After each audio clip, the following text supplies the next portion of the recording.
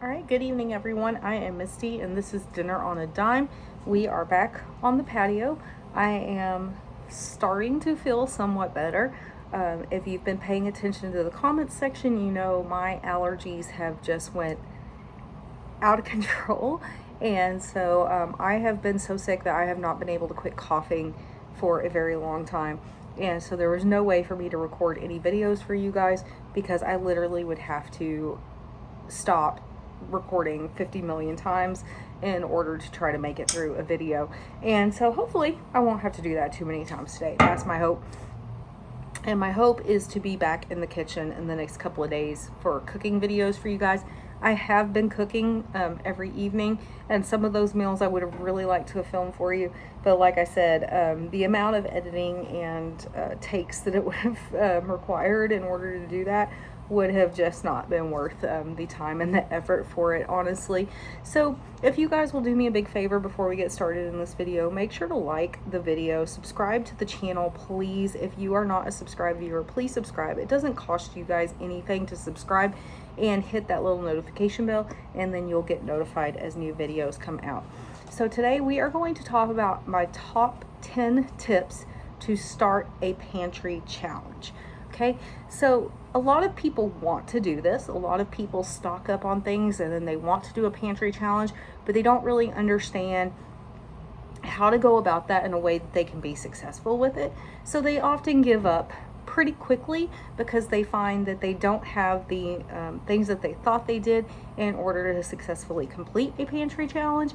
And so I just want to give you some tips and ideas that can get you thinking, like if this is something that you want to do and something you want to try for your household, here are some guidelines to play by. Okay, now again, it's your kitchen, it's your rules. If some of these don't work for you, or you feel like you have a rule that would fit better for your household, feel free to change it up. Okay, so number one is you need to set realistic rules in a realistic time frame. Okay, how long is your challenge going to last? If you were going to say, I want to do 6 months of eating off of my pantry, is that realistic? Do you think you have enough food in your pantry, in your freezer, in your fridge to carry you through that 6-month time frame? If not, then that's probably not a realistic time frame for you. Okay, but could you do a 1-week pantry challenge to start? Probably most of us could successfully go 1 week without going to the grocery store. So maybe start smaller, or start with a month. Okay, can I go 1 month without going to the grocery store? Also, you need to set your rules, right? Are you allowed to shop at all? Are there any exceptions for things like produce, milk, eggs, things like that? Or are you avoiding all shopping altogether? So, and those are your rules. It's your guide to what you want your pantry challenge to be. So you have to just look at it as, what is my goal here? And then what are my rules going to be? And what is my time frame going to be? Okay, number 2, take inventory before you start. Okay, if you don't know what you have to work with, you're not going to be very successful at this, because you're going to start to be like, oh my gosh, I don't know if I have any of this, I'll just pick it up at the store, right? I don't know if I have chicken broth, I'll just pick it up at the store. And then you get home and realize you had 4 cans of chicken broth at home. Okay, so you didn't need to spend money on that item. So the first thing to do is look at your pantry, look at your freezer, see what you have. Most importantly, look in your fridge. What do you have in your fridge? Because that's the stuff that's going to spoil the fastest, right? It's not frozen, it's not shelf stable. Get those items used up first, up front in your pantry challenge, unless there's something that's going to carry you through and last the month, like butter, milk, if you're doing the all organic, like long shelf life milk, things like that. Then you're going to need to know up front what you have to work with. Okay, because you could get halfway into your pantry challenge and hit a roadblock if you don't have a lot of the things that you thought you had, because you didn't inventory and you're like, man, I was almost certain that I had kidney beans. I was almost certain that I had rice.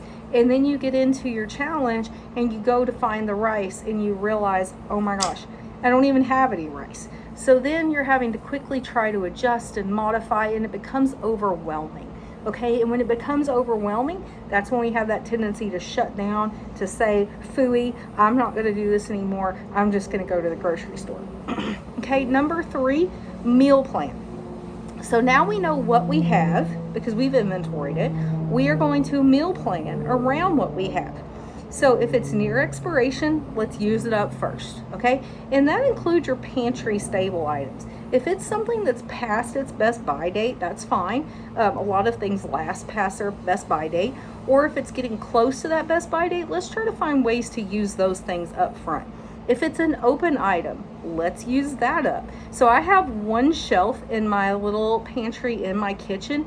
The bottom shelf is just open items. So I can quickly at a glance tell exactly what's open in my kitchen. I don't have to go to my big pantry because that's my ingredient pantry. I don't have to look through all the shelves or anything like that. In one quick, easy glance, I can tell you exactly what's open and needs to be used. Okay, so let's say you take an inventory, you see what you have, you're trying to meal plan around it, you're trying to use stuff up, but you've just hit a mental roadblock, right? Like, I don't know what to make with these things. I don't understand. I've got crushed tomatoes, I've got chicken, and I've got chicken broth. What in the world am I gonna make with that? Okay, do not be afraid to utilize some AI tools here, okay? Artificial intelligence, right? So Copilot, ChatGPT, whatever service you prefer. There's also recipe sites you can do this in if you're not a big fan of the AI world. You can go in and say, I have these ingredients, give me recipe ideas that utilize these ingredients, okay? And then it will give you ideas to use. Now, I also use an app that I track all of my inventory in, not my freezers. The goal would be to do the freezers one day too. I don't do the refrigerator, it's strictly pantry items, okay?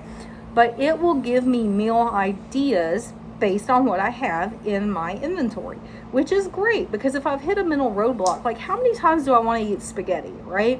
And so maybe that's what I've got in my pantry, but I've already had spaghetti during this meal challenge.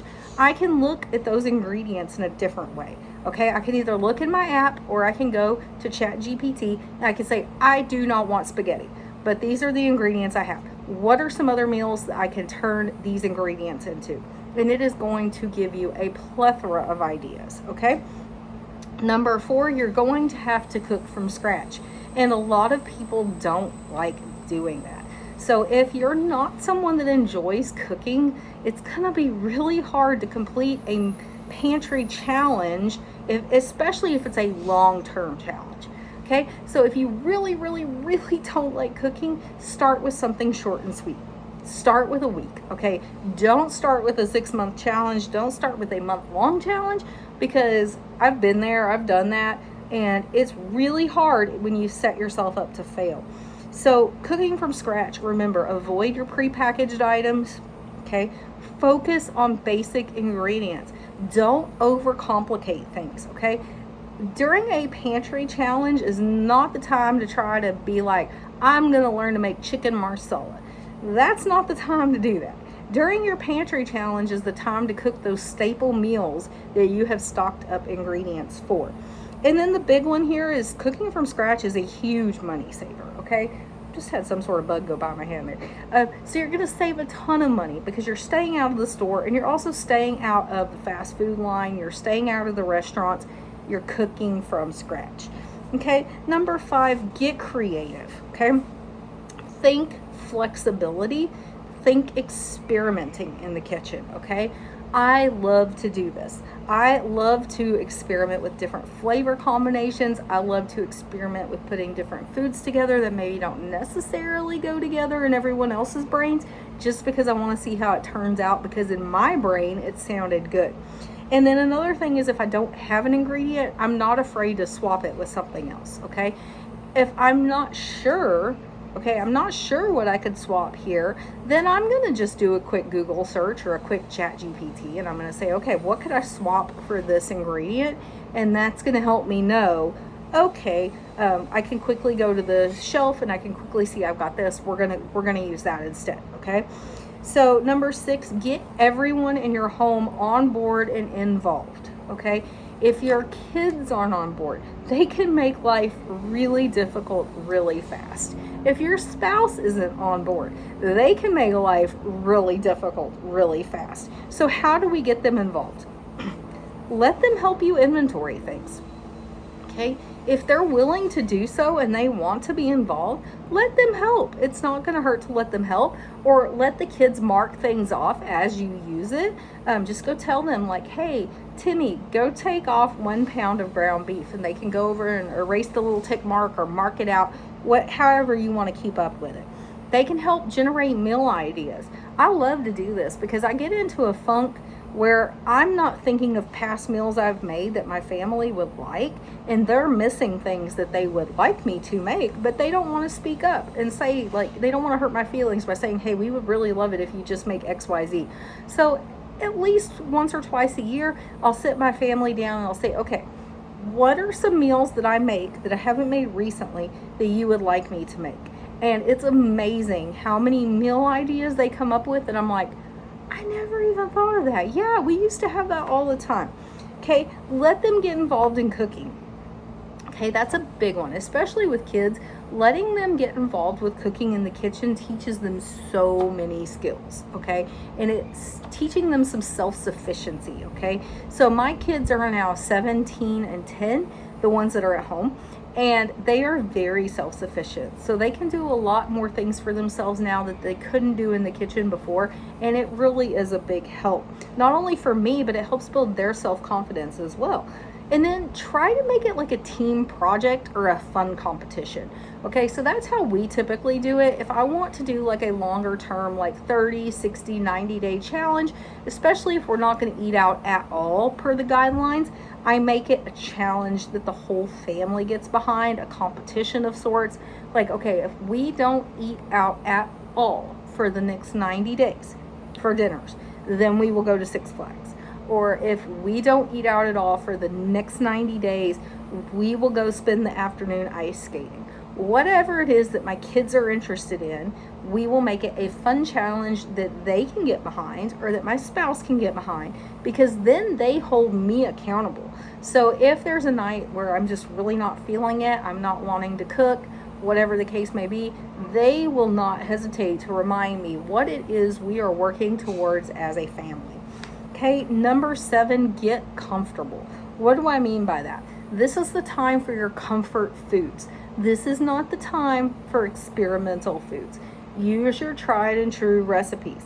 Also, don't be afraid to use up treats, snacks, baking mixes, any sort of cooking mixes that you have. This is a great time to utilize those things, because you might be missing going to Crumble Cookie or Nothing But Cake or the ice cream shop or whatever your little treats are that you normally give yourself or your family.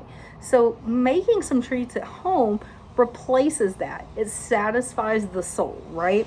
And then it helps you avoid burnout. It is so easy to get so burned out when you're doing a challenge, especially if you're going to do a long-term challenge. So make sure you're giving yourself those little treats at home. Release those endorphins, make you feel good, give you that comfort vibe, and it keeps you going. Number 8, this is a good one. Track what you need to replace. Okay, so as you're going, this is going to become your restock list or your future pantry prep list. Okay, what did we actually use and run out of during our challenge? It's going to also help show you what items you missed the most. Okay, so maybe you started your challenge and you didn't realize you only had 1 can of corn in your pantry. And you have realized in the last 60 days of your challenge, boy, I really wish we had more corn on hand, right? So that's when you know that that's something you want to start stocking more of. You will also realize what you're running out of quickly, what you wished you had, and then it's also going to show you what you possibly have too much of or you're not using at all. If it's something you have too much of, it just helps make you aware, like, okay, I'm not using cornbread mix nearly as much as I thought I would. I can back off of buying that.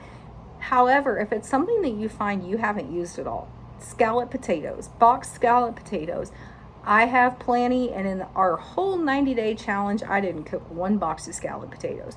Then guess what? Now's the time to take those off your shelf and donate them. Take them to your food pantry. Take them to a little pantry around town. Donate them on a free page on Facebook. Get them in the hands of someone that will use them. Because if you're not using them, they are going to sit there forever, and they are going to take up shelf space that could be utilized by something else, and they're just going to go bad over time. All right, number 9, do a pantry evaluation. Okay, so what do I mean by that? Because we've already inventoried it, right? What I'm talking about is during the challenge, maybe keep a notebook and start to answer these questions, okay? What is hard about this?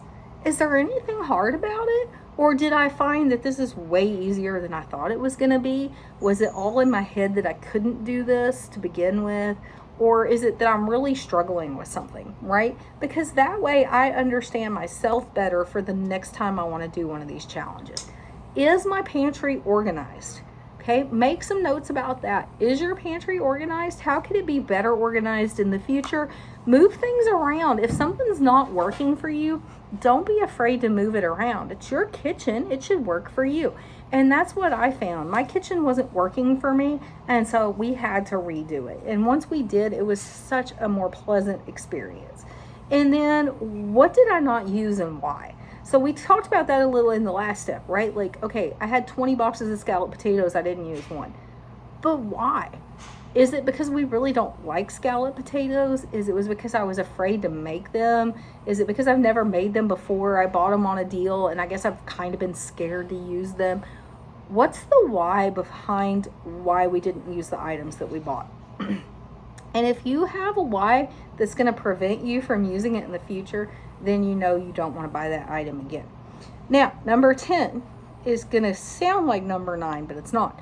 Reflect on your results. So number 9, the pantry evaluation, is something you should be doing throughout your challenge, okay? The reflection is something you should do at the end, okay? So what did you save? Okay, so if you stayed out of the stores, let's say it was just a 1-month challenge, your goal was to stay out of the store except produce, bread, milk, eggs, right? So you did that. For the entire 30 days, you did that. And you saved $500. That is excellent, okay? Let's say you did it and you saved $1,000. Wow, that is a great result. That is, I would reflect on that, and it would encourage me to want to do that more often. Did you learn anything? Okay, did you learn anything about yourself? Did you learn that maybe you're a better cook than you thought you were, or you're more resourceful than you thought you were? Did you learn that you're more disorganized than you thought you were? What is it you learned, and how can you benefit from that moving forward? And then lastly, what new habits do you want to keep? Okay, when we're doing something like this, our old habits just to run to the store, our old habits just to, I don't feel like cooking, I'm just going to go into town and get something, okay? Maybe a new habit is you realized it takes you longer to go into town, pick up pizza at Domino's, and come back, or the cost is so high on that delivery now and waiting time for it to be delivered that you could have already had dinner on the table. Maybe a new habit that you learned is every night laying out the meat for the meal for the next day.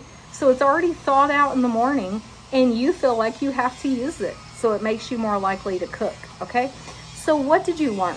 Reflect on what you learned and how you can put that into place moving forward. All right, so there you go. 10 tips on completing a pantry challenge. And I really hope that you found at least a few of those beneficial.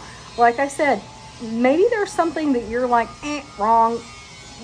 I wouldn't do that. I would do this instead. Like I said, it's your kitchen, it's your rules. This is my kitchen, this is my rules. So I hope you found that helpful. I will see you guys in the next video. Bye.